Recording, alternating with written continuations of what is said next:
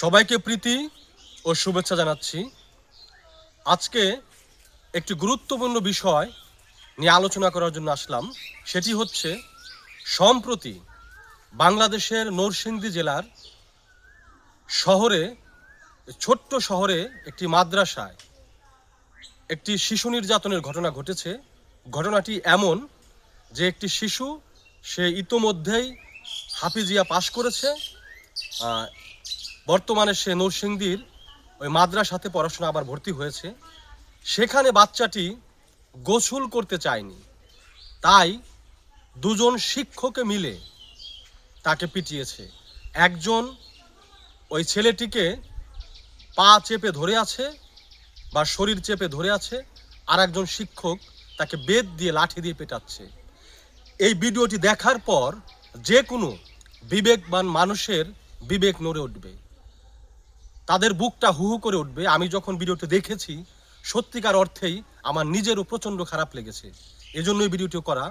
আমি বলতে চাই, এই যে বাংলাদেশে মাদ্রাসা শিক্ষা ব্যবস্থায় যে কোনো ধরনের তদারকি নাই, প্রশাসনের কোনো এ বিষয়ে কোনো আইন প্রয়োগ নাই, কিংবা এই যে একের পর এক অঘটন ঘটে চলেছে, কোনো ধরনের আদৌ কি শাস্তি হয় এই সমস্ত বর্বর শিক্ষকদারি?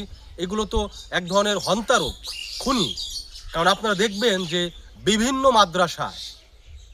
মাদ্রাসায় ছেলেপেলেকে যেভাবে অত্যাচার করা হয়, অনেক শিশু দেখা যায় যে যখন তার পড়াশোনাটা মাঝামাঝি পর্যায়ে তখনই মাদ্রাসা থেকে পালিয়ে আসে, কিংবা তার জীবনটাই ধ্বংস হয়ে যায়।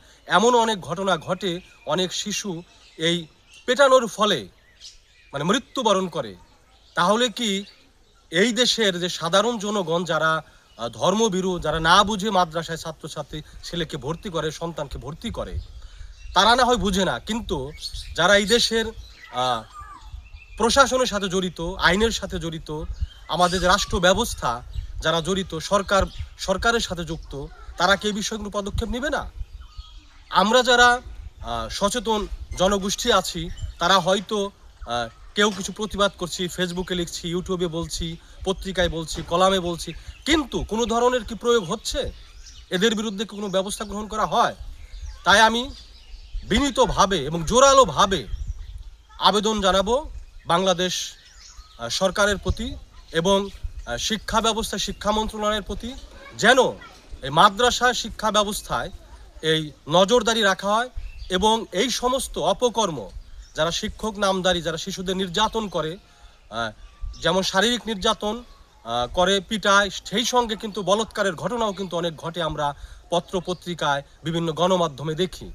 এ বিষয়ে আমি অনুরোধ করব আমাদের সংশ্লিষ্ট প্রশাসনকে, তারা যেন কঠোর ব্যবস্থা গ্রহণ করে এবং যারা দোষী তাদের যেন কঠোর শাস্তি দেওয়ার ব্যবস্থা হয়। এবং সেই সঙ্গে আরেকটি অনুরোধ করব, যারা বাংলাদেশের সাধারণ জনগোষ্ঠী আছেন, আপনার সন্তানকে কোথায় ভর্তি করবেন, শিক্ষা দিবেন কোথায়, তার আগে আর একবার ভেবে দেখবেন। একটা কথা মনে রাখবেন, ধর্মীয় শিক্ষা কিন্তু সেখানে কিন্তু মানবিক শিক্ষায় যদি সে গড়ে না ওঠে, আমরা শুধুমাত্র পরকালের কথা মনে করছি যে আমরা জান্নাতে যাব, কিন্তু আপনার ছেলেটার, আপনার জীবনটাই যদি জাহান্নামে ফেলে দেয় এই সমস্ত মাদ্রাসার, আমি সব মাদ্রাসা বলছি না, কিছু মাদ্রাসা, তাহলে কি লাভ? সুতরাং আসুন, এদের কথায় এই ধর্মভীরুতার একটি মানসিকতা নিয়ে শুধুমাত্র আপনার জান্নাতের লোভে আপনার সন্তানের জীবনটাকে জাহান্নামে ফেলে দিয়েন না। তাহলে সর্বশেষ পর্যায়ে আবারও সকলকে প্রীতি ও শুভেচ্ছা জানিয়ে শেষ করছি। ধন্যবাদ।